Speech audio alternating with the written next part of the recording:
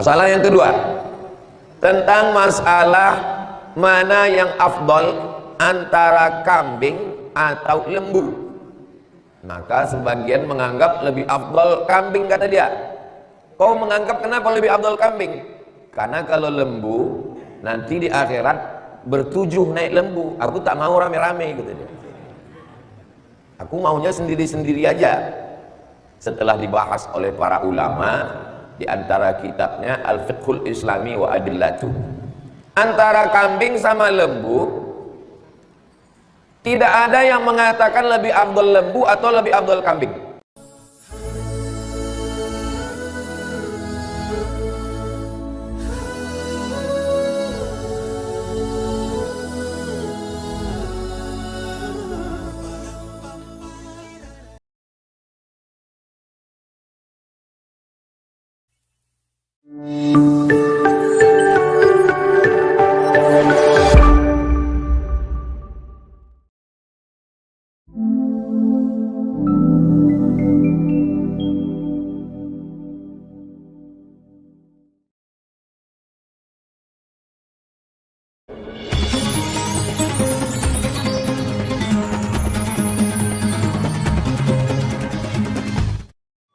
Bismillahirrahmanirrahim. Assalamualaikum warahmatullahi wabarakatuh. Alhamdulillah, Allahumma salli ala Sayyidina Muhammad wa ala ali Sayyidina Muhammad. Subuh ini kita akan membahas beberapa masalah yang terkait dengan ibadah kurban. Masalah pertama, idza ra'aitum hilala Dzulhijjah. Kalau ada di antara kamu melihat hilal bulan Zulhijjah. Maksud hilal di sini tanggal 1 Zulhijjah. Wa arada ahadukum an yudhi, dan kamu mau berkurban, falyumsik an sya'rihi wa azfarihi, maka jangan memotong rambut dan jangan memotong kuku. Hadisnya hadis sahih, tapi masyarakat banyak yang bingung. Apakah dari tanggal 1 sampai tanggal 10 itu tidak boleh motong kuku dan motong rambut bagi yang berkurban? Karena bunyi hadisnya, falyumsik, hendaklah dia menahan diri, an sya'rihi, dari rambutnya, wa azfarihi, dan dari kukunya. Maka menurut ulama, hadis ini bukan bermakna wajib, bukan artinya wajib membiarkan rambut dan kuku, karena di awal hadis itu ada bunyi kalimat arada ahadukum an yudhi. Arada artinya mau. Siapa yang mau, siapa yang tak mau ya tidak apa-apa. Maka ulama memahami makna hadis ini hukumnya sunnat. Jadi bagi siapa yang berkurban, sunnat hukumnya tidak memotong kuku dan tidak memotong rambut, kumis, janggut, bulu badan, tidak bercukur dari tanggal 1 sampai tanggal 10. Setelah dia menyembelih kurban, barulah dia potong kumis, kalau dia mau cukur rambut atau mau memotong kuku, hukumnya sunnat. Lalu kalau ada orang yang sudah daftar kurban, tanggal 1 Zulhijjah atau tanggal 2, tanggal 3 dia pangkas atau mencukur kumis atau memotong kuku, ya tidak apa-apa, karena sunnah itu maknanya dilaksanakan berpahala. Tidak dilaksanakan ya tidak apa-apa terkait dengan potong kuku dan cukur bulu badan ini. Apa hikmahnya? Hikmahnya begini, kalau dari tanggal 1 sampai tanggal 10 itu dia tidak potong kuku dan tidak cukur bulu badan, maka otomatis selama 10 hari itu kukunya panjang, dan kalau dia kumisan dan jenggotan dia sudah berewok.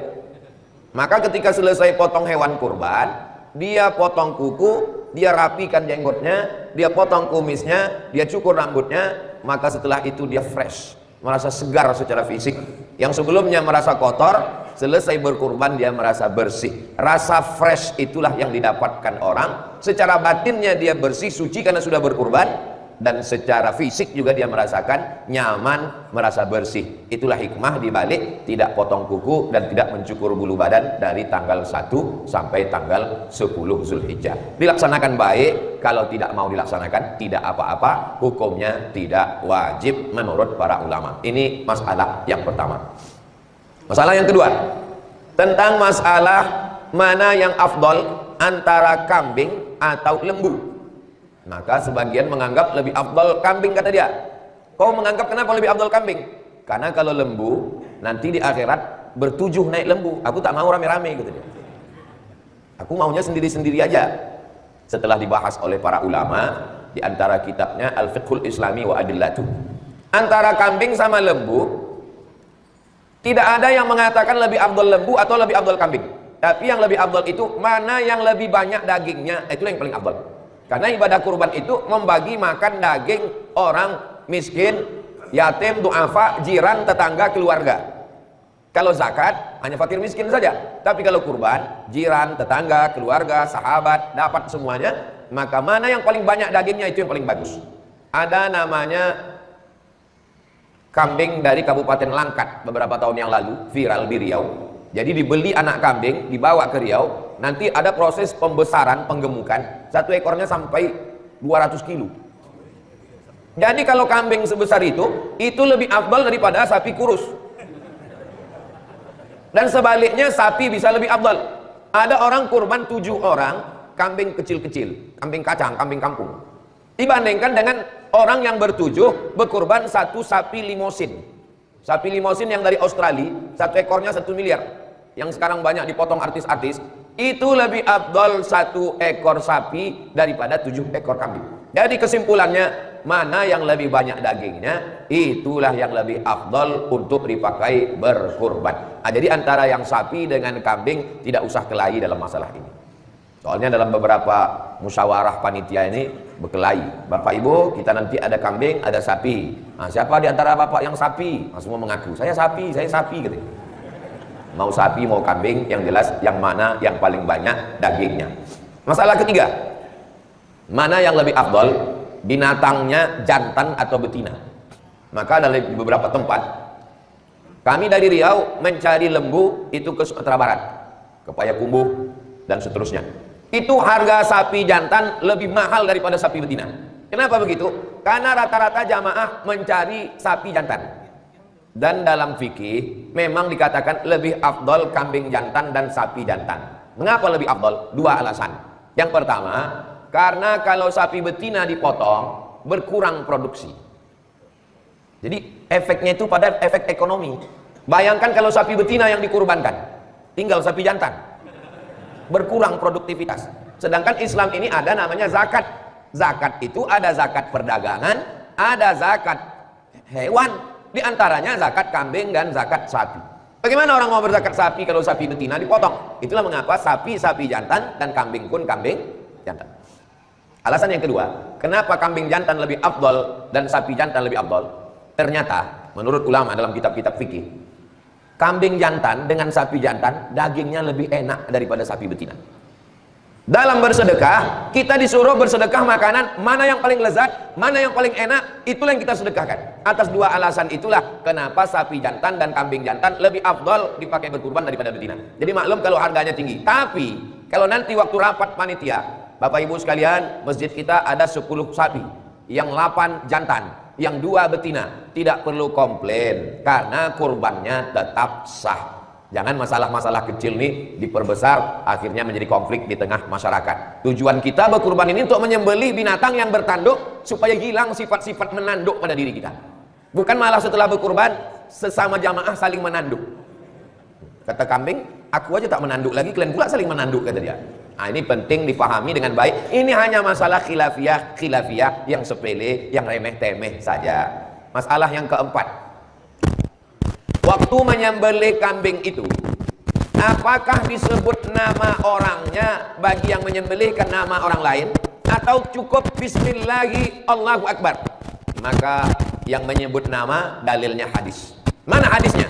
Allahumma hadza an Muhammad wa ali Muhammad. Ini kupotong untuk Muhammad dan keluarga Muhammad. Itulah dalil kalau ada nanti tukang jagal, tukang potong yang menyebut nama. Sapi nomor 1, Bapak Insinyur, Bapak AKBP, Bapak Kiai, Bapak Doktorandus, Bapak Kapten. Tapi ini tidak wajib. Jangan sampai selesai acara pemotongan pulang ibu meleleh air mata ke rumah. Ditanya suaminya, kenapa kau menangis? Namaku tak disebut. Karena pendapat kedua mengatakan, walaupun tak disebut nama, asal sudah ada dalam niat sampai dalilnya innamal a'malu binniyat wa innamal likulli imri'in ma nawa. Sudah dituliskan di dinding masjid, sapi nomor 1 niat sipulan. Di baleho juga sudah. Pas pemotongan tukang potong tak menyebut Bismillahi Allahu Akbar, maka kurbannya sah.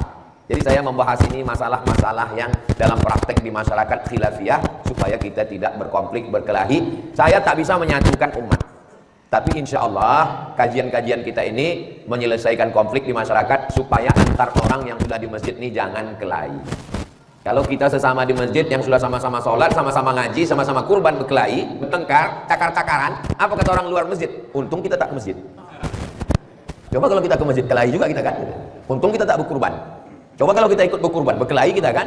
Nah, jadi akhirnya masjid tidak memberikan efek yang baik. Padahal masjidnya bagus, kurbannya bagus. Yang tak bagus itu orangnya. Nah, maka usahakanlah ngaji, selesaikan di dalam masjid. Kalau ada masalah, tanya. Fas'alu ahla dzikri in kuntum la ta'lamun. Ini tentang menyebut nama. Masalah yang kelima.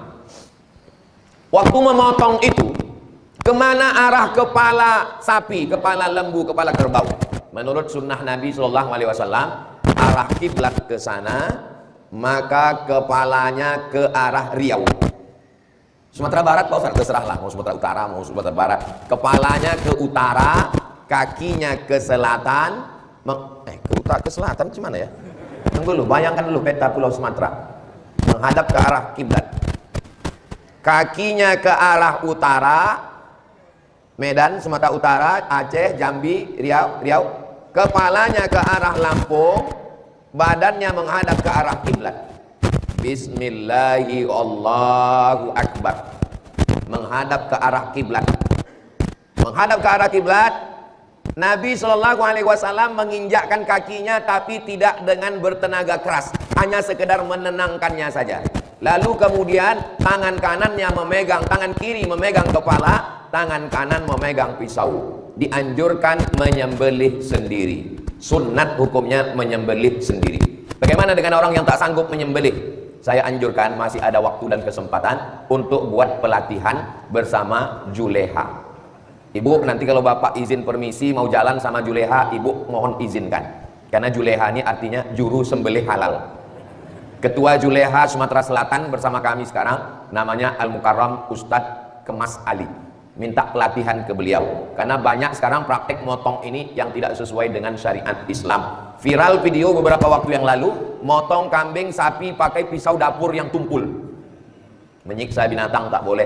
Idza dzabhtum fa ahsinuz dzabhah. Kalau kamu menyembelih, sembelihlah dengan baik. Macam mana menyembelih dengan baik? Falyuhidda syafratahu, pisaunya tajam.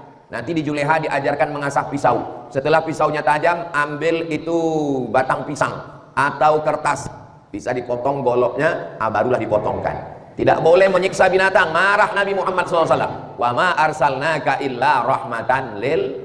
Bagaimana teknik menjatuhkan sapi, bagaimana teknik menjatuhkan kerbau lembu, bagaimana teknik memotong supaya binatang itu tidak tersiksa. Karena kata Nabi SAW, idza qataltum fa ahsinul qitlah. Kalau kamu membunuh, bunuh dengan baik, sekali pukul mati. Kalau kamu menyembelih, sembelih dengan baik, tajamkan pisaunya, wal yurih dzabihatahu, buat binatang itu mati tenang. Kalau binatang itu matinya tenang, darahnya mengalir, tak menggumpal dalam daging, dagingnya sehat, dagingnya crispy, renyah. Kalau binatangnya stres, banyak sekarang hari raya kurban binatang stres. Tengoklah nanti pas hari raya kurban, viral video melompat patah kaki sapi. Ada jamaah bertanya ke saya, Ustaz Somad, kami mau menyembelih sapi, sapi itu lari belum balik sampai sekarang. Siapa yang bertanggung jawab mengganti duit sapi? Saya bilang yang bertanggung jawab mengganti duit sapi panitia, bukan masjid. Masjid tak ada hubungan dengan kurban, karena akadnya adalah dari pekurban kepada panitia. Maka panitia bertanggung jawab sampai memotong. Tapi jangan gara-gara ini panitia mundur semua setelah ini. Artinya kita kawal dengan benar. Ini tentang memotong. Ada ilmunya motong ini. Tidak semua orang yang berilmu bisa motong. Tidak semua orang yang motong berilmu. Ada orang berani motong, tapi tak berilmu. Kasih golok, dia potong. Begitu selesai dipotong, dibuka tali sapi, sapi tegak berdiri. Kenapa tegak? Rupanya yang putus baru urat makan. Urat napas belum putus. Urat napas kalau tak putus, urat makannya putus, darah terbuka, nampak saluran pipanya bolong, tapi napasnya belum putus, tegak sapi ke atas. Dipanggil pula Ustadz membaca ruqyah.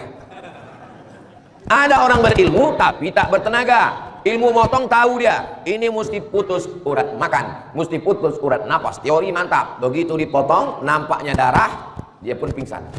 Sapi tak mati, yang motong pingsan.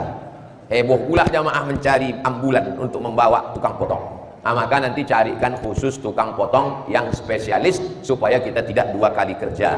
Panitia tolong dipilih anak-anak muda yang cekatan. Orang tua walaupun bersemangat jangan kasih ikut.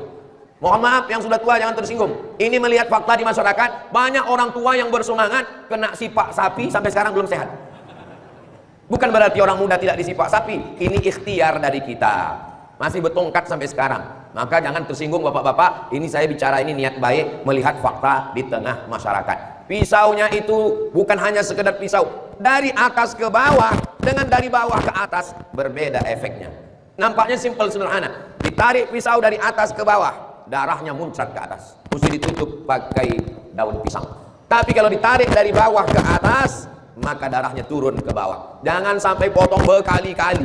Dia mesti sekali tarik. Pisau itu dipegang gagangnya begini, yang tajam di sini ditarik dari bawah begini. Bismillahirrahmanirrahim, Allahu Akbar. Memangnya Ustaz Somad pernah motong? Tontonlah videonya di YouTube.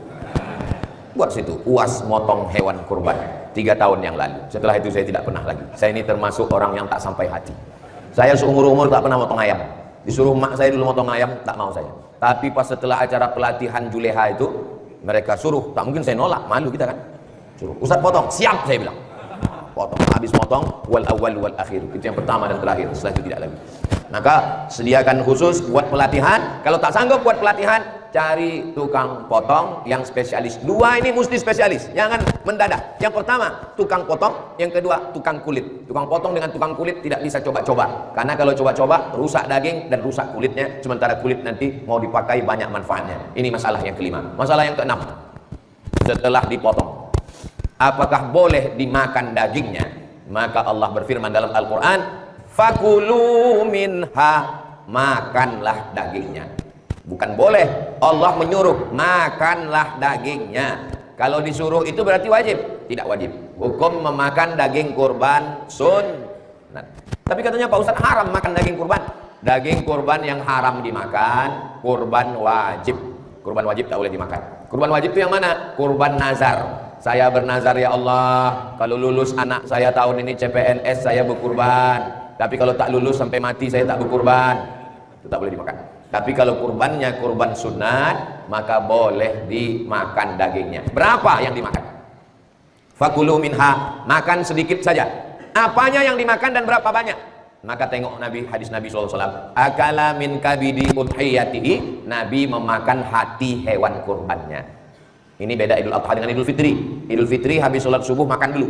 Habis makan batalkan puasa hari itu, tak boleh puasa. Karena puasa haram tanggal 1 Syawal. Setelah makan baru sholat Idul Fitri. Kalau Idul Adha habis sholat subuh tak boleh makan. Sunnah hukumnya untuk tidak makan, tidak minum. Maksudnya seperti puasa. Karena banyak juga jamaah ini tidak makan, tidak minum, tapi 5 batang sudah habis. Tidak makan, tidak minum, tidak merokok, tidak melakukan hal yang membatalkan puasa. Sunnah hukumnya menahan diri. Sholat Idul Adha, selesai sholat Idul Adha, disembelih hewan kurban, belah perutnya, ambil hatinya, cuci dulu karena haram makan darah.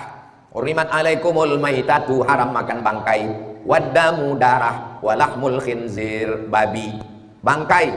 Itu binatang yang kita makan itu kan mati Pak Ustadz. Ayam mati, kambing mati, berarti bangkai. Kalau disembelih dia tidak bangkai. Yang dimaksud bangkai itu adalah yang tidak disembelih dan di darat. Adapun yang di laut tak disembelih tetap halal. Ikan, cumi, kepiting tak disembelih. Tapi kalau kambing masuk laut tetap haram. Ya, pula gara-gara ini nanti ada sapi masuk ke sungai, kata Ustaz Somad, apapun yang di sungai halal. Nah, lalu kemudian setelah dia disembelih, dibuka perutnya, diambil hatinya, dicuci supaya darahnya bersih. Kalau dia hidungnya tajam takut amis, pakai limau, kasih garam, potong tipis, bakar. Bismillahirrahmanirrahim. Lit tabarruk, mengambil barokah. Makanan pertama hari raya kurban adalah hati hewan kurban. Bagi yang darah rendah, dianjurkan makan hati kambing supaya naik darahnya. Nah, ini bagus. Tapi bagi yang sudah darah tinggi, cicip sedikit aja, jangan banyak. Nanti mati saya bertanggung jawab. Naik darah tinggi gara-gara Ustaz Somad ceramah subuh. Secukupnya saja. Makanan yang naik menjadi kolesterol, menjadi darah tinggi, menjadi jantung koroner, itu kalau berlebihan, kata Allah dalam Quran. Kulu, makanlah, wasrabu, minumlah, wala tusrifu, jangan berlebih-lebihan. Kalau tak lebih, insya Allah sehat walafiat. Nah, setelah itu sisanya paling bagus. Wa at'imul ba'isal faqir, bagikan bagikan semua ke fakir miskin. Itu yang paling bagus. Jadi tak boleh kami dapat kupon itu Pak Ustadz. Ini kan cerita afdol ini. Kalau afdol, makan hatinya sedikit, sisanya bagi. Tapi kalau cerita boleh, maka Nabi membagi 3. Kambing itu dibagi 3. Sepertiga untuk yang berkurban, sepertiga untuk jiran tetangga, sepertiga untuk fakir miskin. Misalnya bapak bertujuh, 7 orang 1 sapi.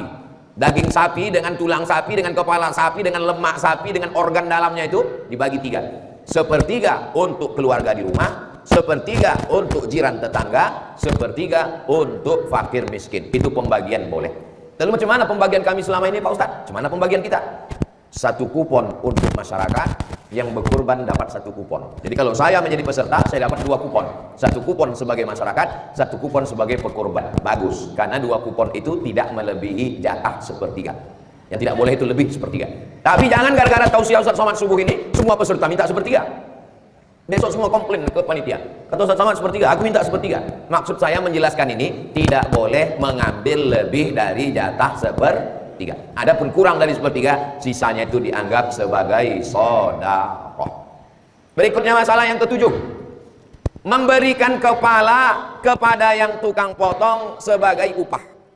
Tukang potong, ya, ini kepala untuk kamu sebagai upah. Tukang kulit, ya, ini daging untuk kamu 3 kresek sebagai upah.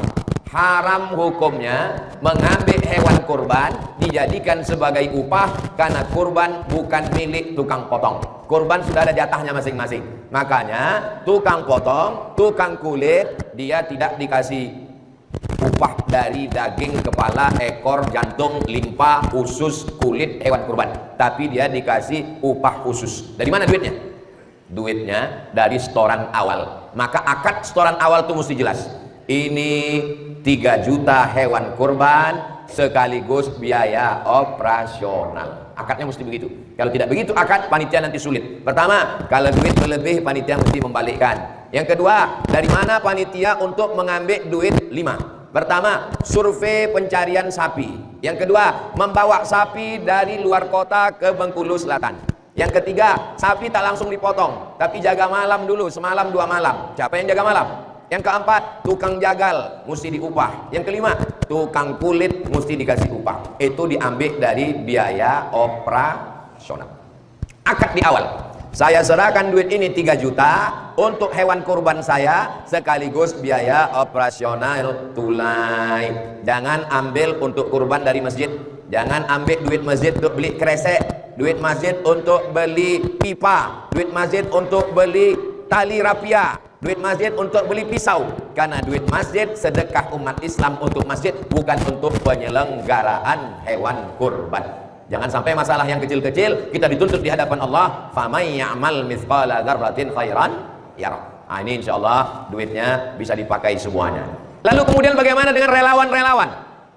Relawan dapat 2 kupon. Misal, 1 kupon sebagai masyarakat, 1 kupon sebagai relawan tukang potong-potong, tukang cincang-cincang, tukang masuk plastik, tukang bagi-bagi, boleh. Karena itu sebagai hadiah. Loh, Ustaz Somad tidak konsisten. Tadi katanya sebagai upah tak boleh, ini sebagai hadiah kok boleh? Sebagai hadiah boleh, sebagai upah tak boleh. Apa beda upah sama hadiah? Hadiah dapat alhamdulillah, tak dapat tak apa-apa.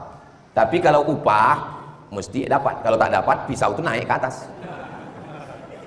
Tukang potong dengan tukang kulit itu bukan hadiah. Tukang cincang-cincang, tukang masuk plastik, tukang bagi-bagi itu memang relawan. Maka sebelum acara penyembelihan, relawan disadarkan dulu. Hai relawan-relawan, kalian ini memang betul relawan. Nanti kalau kurang jangan mengamuk, karena kalian tak dapat. Yang dapat upah ini cuma 2. Yang pertama tukang potong, yang kedua tukang kulit. Adapun kalian nanti kalau berlebih dapat, kalau tidak tak dapat ya. Kalau tidak nanti dia menganggap asalkan kerja dia dapat. Dan kita sebagai panitia, sebagai relawan tidak ada kuasa terhadap daging ini. Jangan sampai pagi itu ambil daging ini, ambil daging ini, ambil daging ini, potong, cincang, masak. Daging siapa yang kita makan? Itu pembagian belum selesai. Potong, potong, potong, daging bertimbun. Sementara kita mau kerja, belum makan pagi. Datang ibu, datang bapak, potong, potong, cincang, sup, makan. Daging siapa yang kita makan itu? Kalau gitu kita beli lontong Pak Ustadz. Kata panitia, kalau makan lontong aku tak bertenaga. Bagaimana solusinya? Solusinya begini. Panggil bapak-bapak pemilik sapi nomor 1. Kepada bapak pemilik sapi nomor 1, 7 orang silakan maju. Maju mereka. Pak, Jatah kalian di sini kan sepertiga 20 kilo. Ya, kami minta 5 kilo jatah kalian untuk kami masak pagi ini. Kata yang 6 orang, kami ikhlas, ambillah. Ada yang satu tuh agak kurang ikhlas, saya kurang setuju. Bawa, izin ya Pak ya. Bawa golok tuh ke atas, izin ya. Ya, ambillah kata dia. Izin yang 7 orang ini, bukan semuanya kita ambil jatah dia. Itu tidak mengurangi jatah dia, dia tetap dapat 2 plastik.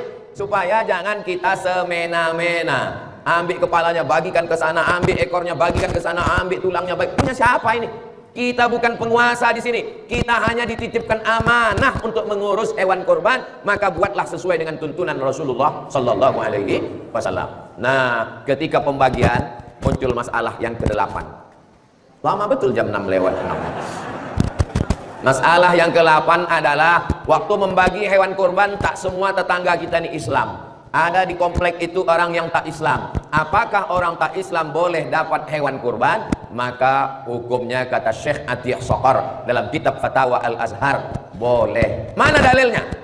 Enak aja bilang boleh tak boleh. Dalil, mana dalil? Dalilnya Asma melapor ke Nabi, Ummi qadimat, emak saya datang, dia tak Islam. Afa asiluha, boleh saya sambung silaturahim dengan orang tak Islam? Kata Nabi, siliha, silakan sambung. Apa uktiha, boleh saya kasih hadiah? Kata Nabi, iktiha, berikan hadiah. Itu dalil boleh memberikan hadiah hewan kurban pada orang yang tak Islam. Kenapa zakat tak boleh? Kenapa kurban boleh? Karena zakat wajib dan asnafnya ditetapkan 8. Tak boleh keluar. Innamas shadaqatu lil fuqara wal masakin wal amilina 'alaiha wal mu'allafati qulubuhum wa fir riqab wal ghanimin wa fi sabilillah wa banis sabil. Tak boleh. Sedangkan untuk kurban boleh memberi tetangga, kawan sekantor, sahabat yang tidak Islam. Sebelum mengasih kepada yang tak Islam tuh buka dulu plastiknya. Tengok baik-baik. Jangan salah kasih untuk dia, paslah yang isinya usus semua. Dibukanya, ditengoknya, begitulah rupanya perbuatan orang Islam ini ya. Tengok, pastikan dagingnya dulu. Tengok juga jangan sampai yang sembahyang ke masjid, yang sholat, yang puasa malah tak dapat. Yang tak sembahyang malah dapat. Nah, ini perlunya yang membagi ini orang yang mengerti, musyawarahkan dulu. Data berapa? Data berapa? Datanya valid. Jangan terlalu percaya kepada RT dan RW. Karena banyak RT RW mengasih laporan nama, itu hanya nama-nama yang memilih dia saja. Ini tidak terjadi di Bengkulu Selatan. Ini yang saya ceritakan, ini di planet lain. Jangan terlalu percaya kepada data orang, tapi berdasarkan memang check and recheck. Supaya apa? Ingat, panitia, kamu diberikan amanah oleh orang yang berkorban. Nanti kita akan diminta tanggung jawab di hadapan Allah. Faman ya'mal mithqala dzarratin khairan yarah. Masalah ke-9. Betimbun kulit, 20 lembar kulit. Mau dikemanakan kulit ini? Kata panitia, kalau gitu kita jual aja kulitnya. Ustadz berceramah, man ba'a jilda udhiyatihi fala udhiyatalah. Siapa yang menjual kulit hewan kurbannya, maka tidak sahlah kurbannya. Akhirnya karena panitia takut menjual kulit, diguntinglah kulit ini kecil-kecil, dimasukkan ke plastik, dibagi, dan sampai di rumah semua kulit dibuang, dan 2 hari kemudian kampung bau bangkai. Karena tak ada yang bisa mengolah kulit. Kulit ini dilema, mau dijual takut tidak sah, mau dibagi takut tak ada yang bisa mengolah. Jadi solusinya bagaimana? Kulit boleh dirubah jadi duit, tapi duitnya jangan dipakai lagi untuk operasional kurban. Kalau gitu duitnya untuk masjid, tidak ada hubungan kurban dengan masjid. Hasil penjualan kulit, 20 lembar kulit, 1 lembar 100.000, 20 lembar 2 juta, dibagikan ke masjid. Siapa itu yang berkurban? Tidak ada jatah masjid. Daging kurban, kulit kurban tak ada jatah untuk masjid. Jadi duit hasil penjualan kulit dibagikan kepada fakir miskin. Jangan lagi diambil untuk beli plastik, jangan lagi diambil untuk beli minuman, jangan lagi diambil minuman plastik, diambil dari biaya operasional. Lalu bagaimana ibadah kami yang lalu-lalu Pak Ustadz? Apa boleh buat? Banyak-banyak istighfar, mudah-mudahan diampunkan Allah SWT. Jangan gara-gara tausiah ini panitia mundurkan diri, marah nanti Pak Upati sama saya. Ini Ustadz Somad ini merusak kestabilitas nasional ini. Saya mau mengasih tahu, niat saya tak lain tak bukan supaya kita bersih. Kalau kita berbuat karena tak tahu, sekarang kita sudah tahu. Kalau kita sudah tahu, kita amalkan. Jadi makna tak boleh menjual kulit itu maksudnya mengambil manfaat secara materi. Adapun setelah dirobah dari kulit menjadi duit, duitnya dibagikan lagi daripada terbuang mubazir, maka hukumnya boleh. Masa di Bengkulu Selatan tak ada yang pandai mengolah kulit? Cari itu www.kulit.com. Robah, berapa kalian mau beli kulit ini? 1 lembar 100.000. Kami ada 30 lembar, 3 juta. Mari duit 3 juta, bagikan ke fakir miskin. Itu jatah mereka. Karena kata Nabi, wa at'imul ba'isal faqir. Bagikan ke fakir. Masalah yang ke 10. Nama 7 orang.